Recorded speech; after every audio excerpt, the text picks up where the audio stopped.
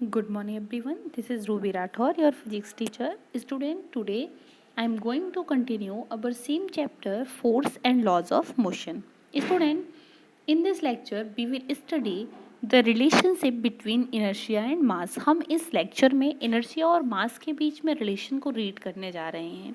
So student, all the examples and activities given so far illustrate that there is a resistance offered by an object to change its state of motion. मतलब आपने जितनी भी example और activities inertia से related read किए हुए हैं, क्या वो सारी एग्जाम्पल्स एंड एक्टिविटीज़ आपको सेम अमाउंट ऑफ इनर्शिया के बारे में कुछ बताते हैं? Answer is no. It means we can say that the amount of inertia offered by an object is different for different object. Okay? So, the above examples illustrate that there is a resistance. ये सारे examples से आपको एक चीज़ clear हो जाती है. There is a resistance offered by an object to change its state of motion. कि कोई भी object, अगर हम किसी भी ऑब्जेक्ट के स्टेट ऑफ मोशन में हम जरा सा भी चेंज करते हैं तो वो उस चेंज के अपोजिट काम करता है या उस चेंज को क्या करता है, रेजिस्ट करता है, रोकने का प्रयास करता है. So student, if it is at rest, अगर ऑब्जेक्ट हमारा रेस्ट में है, tends to remain at rest, तो वो किस में रहने का प्रयास करेगा? ऑब्वियसली रेस्ट में ही रहने का प्रयास करेगा.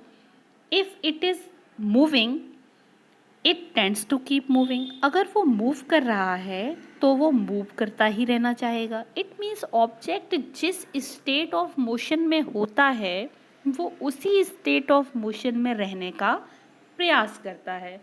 This property of object is known as inertia.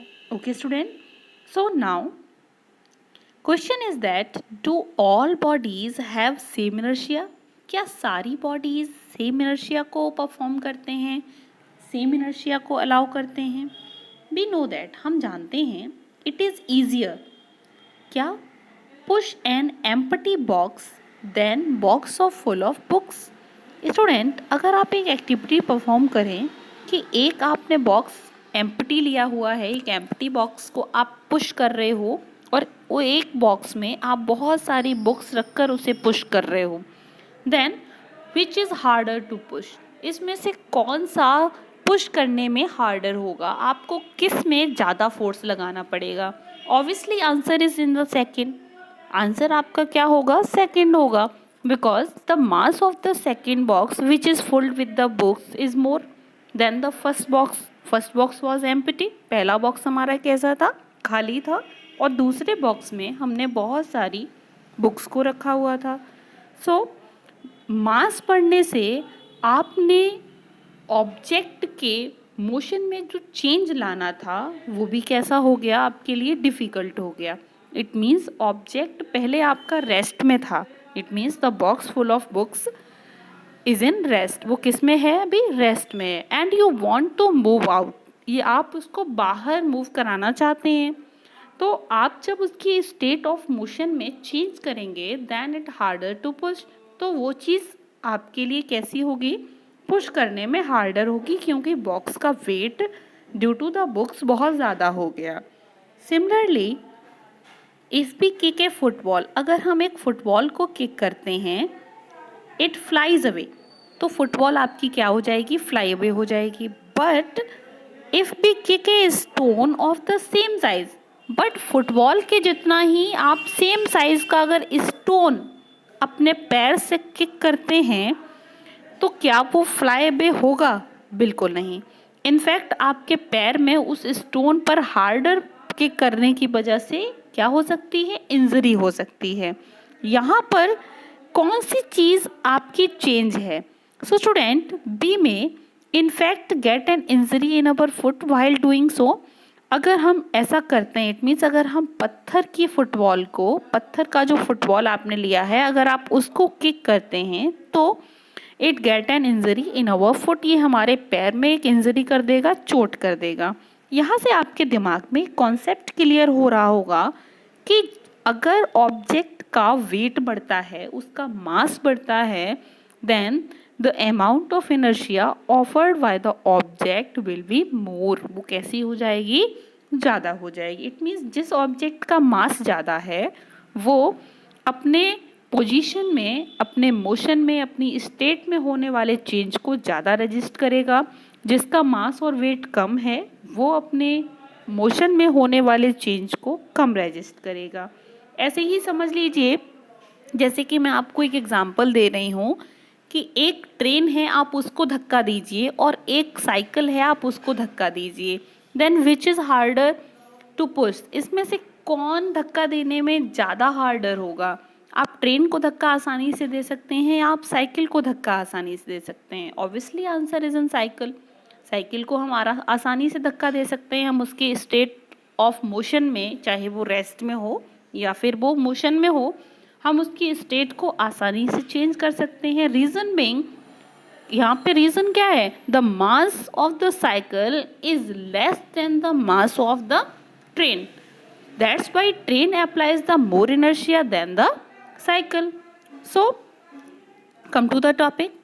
If a 5 rupee coin, अगर हम एक 5 रुपए का सिक्का लेते हैं, if we use a 1 rupee coin, और एक हम 1 रुपए का सिक्का लेते हैं, then we find that lesser force is required to perform the activity.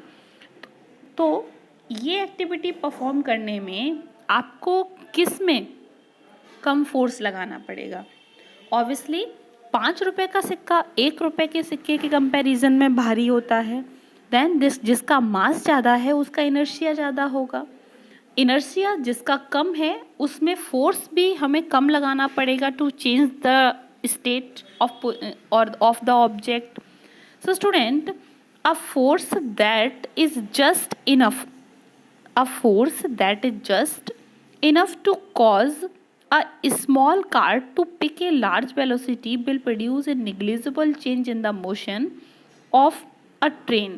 It means आप जानते हो कि एक जो कार्ट होती है, जो आपकी बैलगाड़ी जिसे हम बोलते हैं, या कोई भी कार्ट मान लो, एक छोटी सी कार्ट को पिकअप करने में हमें कम फोर्स लगाना पड़ेगा रेदर देन अ ट्रेन, एक ट्रेन की अपेक्षा। यानी कि आप बोल सकते हो कि ट्रेन को अगर हम पिकअप कर रहे हैं या उसको पुश कर रहे हैं तो कार्ट के कंपैरिजन में ट्रेन में बहुत ज़्यादा आपको फोर्स अप्लाई करना पड़ेगा। Now this is because in comparison to the cart and train, the train has a much lesser tendency to change its state of motion.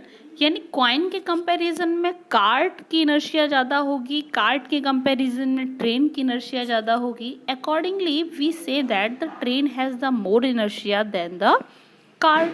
So clearly heavier, यहाँ पर आप एक पॉइंट को नोटिस कर सकते हैं, हैवियर और मोर मैसिव ऑब्जेक्ट्स, यानी कि भारी या फिर जिसका मास ज़्यादा हो, ऐसे ऑब्जेक्ट ऑफर्स लार्जर इनर्शिया, वो बड़ी इनर्शिया को ऑफर करते हैं। Quantitatively the inertia of an object is measured by its mass. This is the relation between inertia and मास, कि जो ऑब्जेक्ट ज़्यादा मैसिव होगा उसके द्वारा इनर्शिया ज़्यादा लगाया जाएगा, जो ऑब्जेक्ट लेस मैसिव होगा उसके द्वारा इनर्शिया कम लगाया जाएगा। So here we can say that the inertia of an object is measured by its mass. Inertia क्या है? इनर्शिया किसी भी ऑब्जेक्ट का उसके मास के द्वारा लगाया हुआ एक क्वांटिटिव एनालिसिस है। आप ये बोल सकते हैं we may thus relate inertia and mass as follows. हम इनर्शिया और मास को फॉलो कर सकते हैं इस तरह से। Inertia is a natural tendency of an object to register change in its state of motion और of rest. The mass of an object is measure of its inertia, यानी किसी भी ऑब्जेक्ट का मास उसके इनर्शिया को मेजर करता है। Okay student, now come to the questions. अब हम कुछ क्वेश्चंस को रीड करेंगे। First question is that which of the following has more inertia. इसमें से किस ऑब्जेक्ट में ज़्यादा इनर्शिया है? पहला क्वेश्चन है a rubber ball and a stone of the same size. Obviously stone का मास रबर बॉल के कंपैरिजन में कैसा होगा? ज़्यादा होगा, then it offer the more inertia. Now second question, a bicycle and a train, किसका inertia ज़्यादा होगा? ऑब्वियसली ट्रेन का. Now third question is that 5 rupee coin and a 1 rupee coin. Obviously answer is 5 rupee coin because it has the more mass than the 1 rupee coin. Okay. Now second question is that in the following example try to identify the number of times the velocity of a ball change. Second question आपका ये कह रहा है कि इस activity को read कीजिए और फाइंड करने की कोशिश कीजिए कि बॉल ने कितने टाइम्स अपनी वेलोसिटी को चेंज किया है. So student here read it carefully. A football player kicks a football. एक फुटबॉल प्लेयर किसी फुटबॉल को किक करता है to another player of his team, अपनी ही टीम के another player की ओर. Okay. Now who kick the football towards the goal? Second player क्या करता है? फुटबॉल को गोल की ओर किक करता है. गोल की ओर जैसे ही बॉल जाती है, goal keeper of the opposite team collects the football. वो फुटबॉल को कलेक्ट करता है and kick it towards A player his own team. और वो अपनी ही टीम के प्लेयर की ओर फुटबॉल को क्या कर देता है? किक कर देता है. यहाँ पर आपको फाइंड ये करना है कि इस पूरी एक्टिविटी में बॉल की वेलोसिटी कितनी बार चेंज हुई है. स्टूडेंट यहाँ पे आप बोल सकते हैं football player kick the football. यहाँ पर अगर बॉल फुटबॉल प्लेयर के हाथ में है, ओके, तो अभी उसकी वेलोसिटी क्या है? 0 है. जैसे ही वो अपनी टीम के प्लेयर की ओर फुटबॉल को किक करेगा तो फुटबॉल की वेलोसिटी फर्स्ट टाइम चेंज हुई. ओके, यहाँ पर आप बोल सकते हैं कि ये आपका फुटबॉल प्लेयर था, इसने अपनी ही टीम के मेंबर की ओर फुटबॉल को क्या किया है? पास किया है. इस टीम के मेंबर ने, यानी कि वेलोसिटी यहाँ पे फर्स्ट टाइम चेंज हुई. नाउ इस मेंबर ने यहाँ पर जो कह सकते हो आप गोल है, इस गोल की ओर फुटबॉल को किक किया है. यहाँ पर इसकी वेलोसिटी सेकंड टाइम चेंज हुई. नाउ यहाँ पर एक गोलकीपर खड़ा हुआ है. ये गोलकीपर इस बॉल को पिकअप करता है और अपनी टीम के प्लेयर की ओर इस बॉल को पास कर देता है. नाउ यहाँ पे वेलोसिटी तीसरी बार चेंज हुई. ओके स्टूडेंट, तो आप यहाँ पे बोल सकते हैं कि फुटबॉल की जो वेलोसिटी है वो कितनी बार चेंज हो रही है? यहाँ पे 3 बार चेंज हो रही है. क्यों? क्योंकि यहाँ पर जो फोर्स अप्लाई करने वाले एजेंट हैं वो ये प्लेयर्स हैं. सबसे पहले फर्स्ट प्लेयर अप्लाई कर रहा है, फिर सेकंड प्लेयर कर रहा है, फिर थर्ड प्लेयर कर रहा है. यहाँ पर अभी बॉल किसके पास है? फुटबॉल प्लेयर के पास है. कौन से वाले? सेकंड टीम के फुटबॉल प्लेयर के पास है. तो इट मीन्स इससे पहले इस पर 3 बार फोर्स अप्लाई हो चुका है. दैट्स वाई इसकी वेलोसिटी कितनी बार चेंज हुई है? 3 बार चेंज हुई है. Okay, now come to the next question. Next question is this, explain why some of the leaves may detach from a tree if we vigorously shake its branch. अगर हम किसी पेड़ की टहनी को बहुत तेजी से क्या करते हैं? हिलाते हैं, तो पत्तियां पेड़ की टहनी से अलग क्यों हो जाती हैं? एक्सप्लेन कीजिए. ये मैं आपको पहले भी एक्सप्लेन कर चुकी हूँ. सो स्टूडेंट आप इसे एक्सप्लेन कर सकते हैं. आंसर इज दैट पत्तियां शुरुआत में टहनी के साथ इनर्शिया ऑफ रेस्ट में थी, बट आपने अब क्या किया है? अपने हाथ से टहनी को पकड़ा और विगोरसली शेक किया. अब due to inertia of rest पत्तियां किस में रहना चाहेंगी? रेस्ट में ही रहना चाहेंगी, बट सपोर्ट हटने के कारण वो पेड़ की ब्रांच से कैसी हो गई हैं? डिटैच हो गई हैं. So this is the example of inertia of rest. यानी कि आप सीधे से अगर 3 वर्ड में अपना आंसर देना चाहते हैं तो आप आंसर लिख सकते हैं due to the inertia of rest. Okay, now come to the next question. Why do you fall in forward direction when a moving bus brakes to a stop and fall backward when it accelerates from rest? It means to say that कि हम जब कोई चलती हुई बस अचानक से break लगाने से रुक जाती है तो हम आगे की ओर क्यों मुड़ जाते हैं? तो due to inertia of motion. हमारी जो अपर बॉडी है वो बस से कांटेक्ट में होने के कारण किस में आ जाती है? इनर्शिया ऑफ मोशन में आ जाती है. बट जैसे ही बस रुक जाती है हमारा नीचे का धड़ तो बस से कांटेक्ट में होने के कारण रुक जाएगा, बट अपर पार्ट हमारा अभी भी इनर्शिया ऑफ मोशन के कारण किस में रहना चाहेगा? मोशन में ही रहना चाहेगा. That's why we feel a forward push. हमें कैसा लगेगा? आगे की ओर एक धक्का लगेगा. Okay student, this is the example of inertia of motion.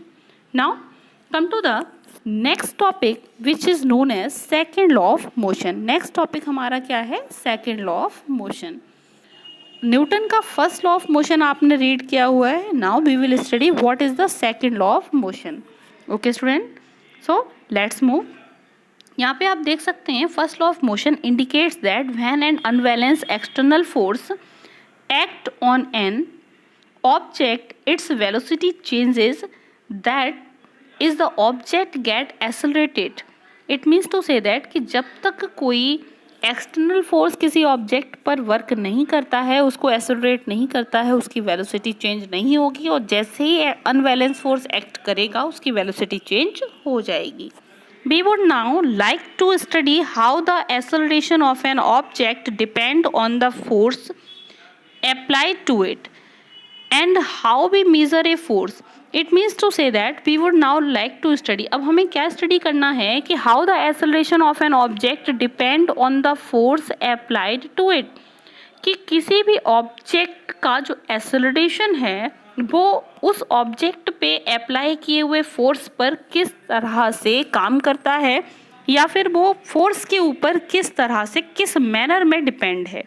It means आप कह सकते हो कि the second law of motion is the relationship between the force and acceleration. Okay, यहाँ पर आप सिंपली डिफाइन कर सकते हैं कि सेकेंड लॉ ऑफ मोशन आपको क्या बताएगा, how an acceleration of an object depend on the force applied on it. Okay student, now how we measure a force, और हम किस तरह से किसी फोर्स को मेजर कर सकते हैं।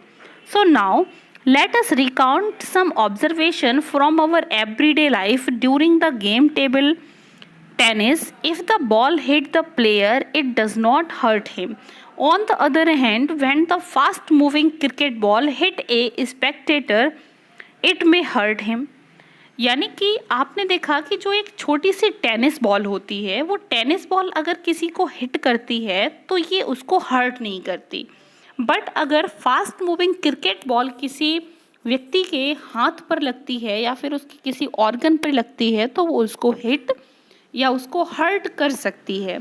सो यहाँ पर अंतर किस बात का है, जबकि दोनों ही ऑब्जेक्ट हमारे कैसे हैं, मोशन में हैं। So student, we would now like to study how the acceleration of an object depend on the force applied to it and how we measure a force. Now on other hand, when a fast moving cricket ball hit the spectator, it may hurt him. इन सारे questions का answer हम इस topic में आगे read करेंगे। Okay, यहाँ पर जो मेन डिफरेंस है वो किसका है, वो है मास का। आपने देखा कि टेनिस बॉल का mass as compare to the cricket ball क्या होता है, कम होता है।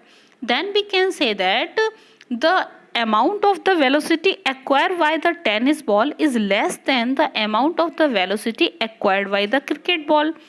यानी कि जिसका मास कम होता है वो अपने अंदर जो वेलोसिटी का एक्विजिशन है या फिर वेलोसिटी का जो कह सकते हो अमाउंट अपने अंदर रख सकता है ऑब्जेक्ट, वो मास के अकॉर्डिंग काम करता है। जिसका मास कम है वो वेलोसिटी को कम ऑक्यूपाई करेगा, जिसका मास ज़्यादा है वो वेलोसिटी को ज़्यादा ऑक्यूपाई कर सकता है।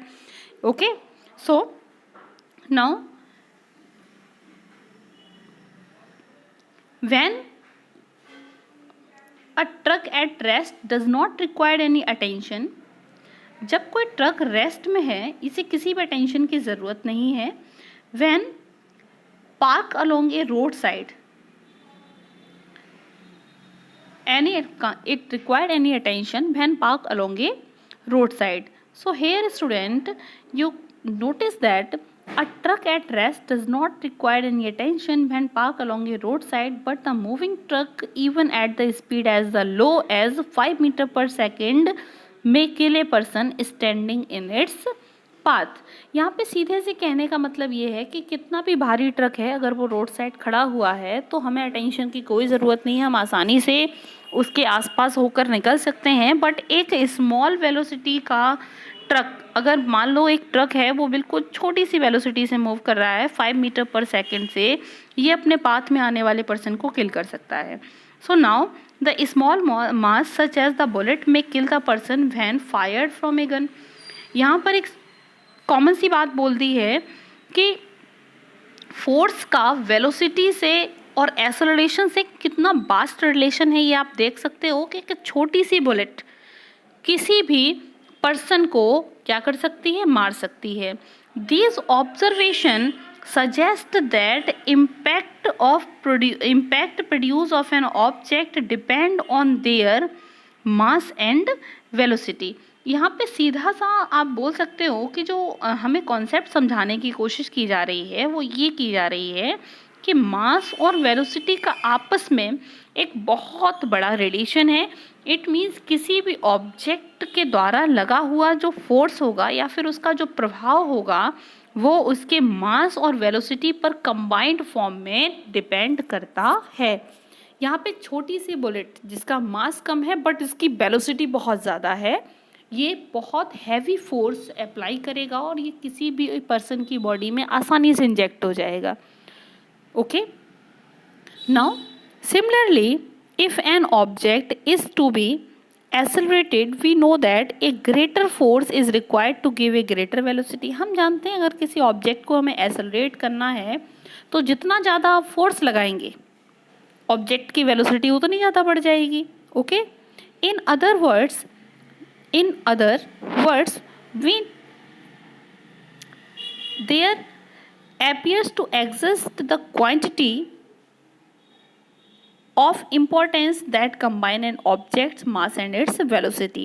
Here, such property called the momentum. It means mass और velocity का ये जो आपस में रिलेशन है कि कोई ऑब्जेक्ट चाहे कितना भी मास हो अगर उसमें वेलोसिटी नहीं है that it does not affect anything, ये किसी भी थिंग को अफेक्ट नहीं कर सकता। जैसे कि ट्रक है जिसका मास बहुत ज़्यादा है उस बट उसमें वेलोसिटी नहीं है, यानी कि जो स्टैंडिंग ट्रक है जो किसी रोड साइड खड़ा हुआ है उसमें मास तो है बट वेलोसिटी नहीं है, इसीलिए उसका प्रभाव नहीं है।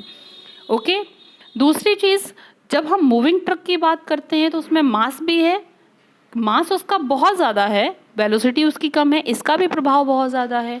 एक छोटी सी बुलेट है जिसका मास बहुत कम है बट वेलोसिटी बहुत ज़्यादा है, इसीलिए इसका प्रभाव भी बहुत ज़्यादा है।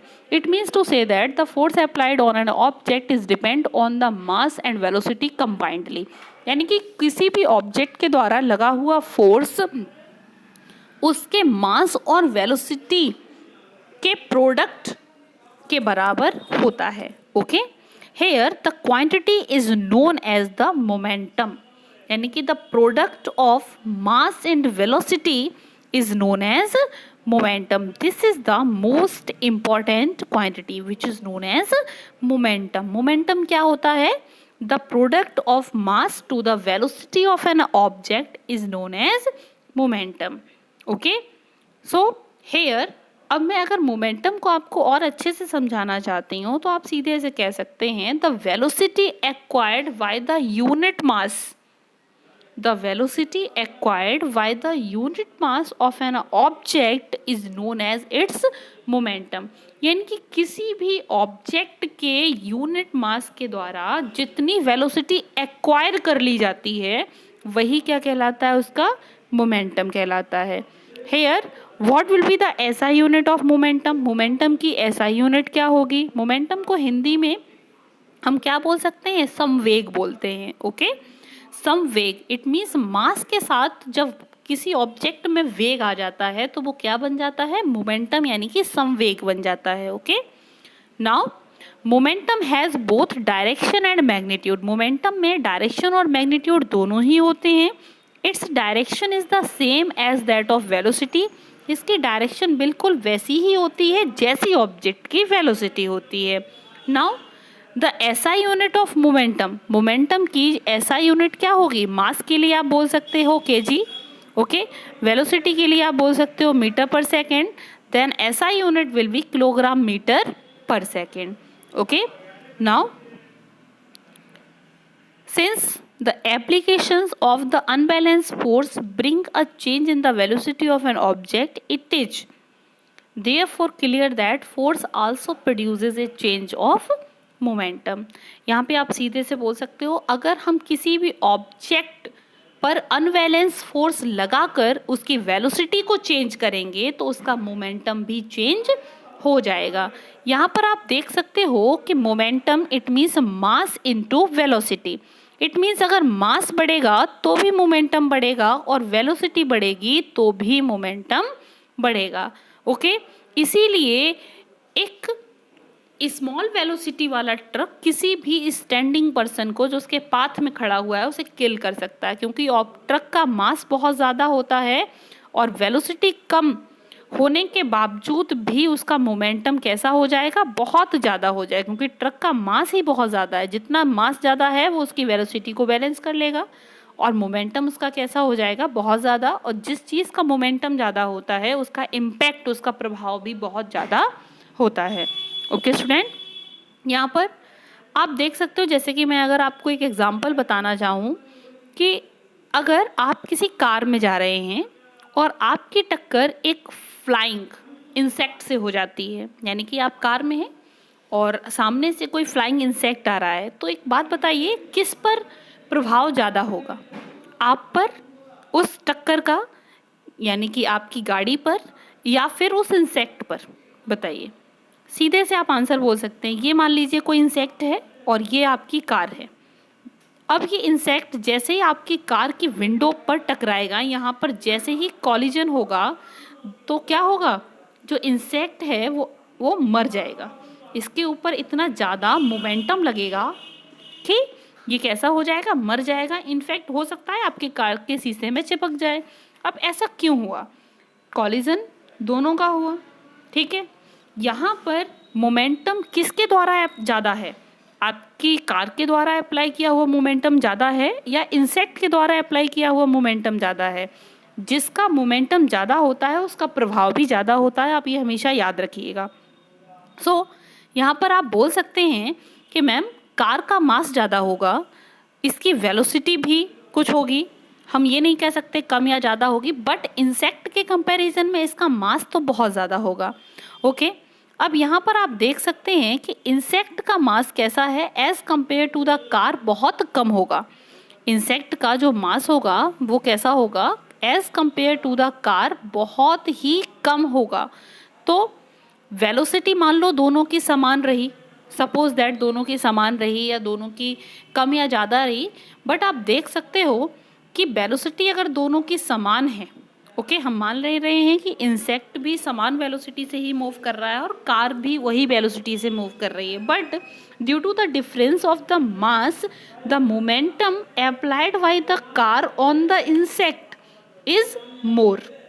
मोमेंटम जो कार के द्वारा इंसेक्ट पर अप्लाई होगा वो कैसा हो जाएगा, ज़्यादा हो जाएगा, क्योंकि जिसका मास ज़्यादा है, वेलोसिटी ज़्यादा है, उसका मोमेंटम भी ज़्यादा है, और जिसका मोमेंटम ज़्यादा है उसका प्रभाव भी ज़्यादा है। ओके, नाउ यहाँ पर और इंसेक्ट को अगर आप देखते हैं तो इंसेक्ट का मास कैसा है, कम है। इंसेक्ट का मास है तो इसके द्वारा अप्लाई किया हुआ मोमेंटम भी कैसा होगा, कम होगा, और मोमेंटम कम है, इसी कारण इंसेक्ट के द्वारा आपकी कार के शीशे को कोई भी नुकसान नहीं होगा। यहाँ पर आपने ऊपर एक एग्जाम्पल रीड किया था टेनिस बॉल का और क्रिकेट बॉल का। तो आप बच्चों जानते हो कि टेनिस बॉल पर उतनी स्पीड कभी नहीं आ पाती है जितनी एक क्रिकेट बॉल में आती है, यानी क्रिकेट बॉल को जब बैट हिट करता है तो उसकी स्पीड बहुत ज़्यादा होती है और ऊपर से उसका मास भी ज़्यादा होता है। That's why the momentum applied by the cricket ball is more than the tennis ball. Okay, यही कारण है कि टेनिस बॉल किसी को अगर हिट करेगी तो उसे हर्ट नहीं करेगी, बट अगर क्रिकेट बॉल किसी को हर्ट करेगी तो उसको बहुत ज़्यादा हर्ट करेगी, इनफैक्ट उसको इंजर्ट कर देगी। Okay, I hope you can understand what is the concept of momentum. Okay.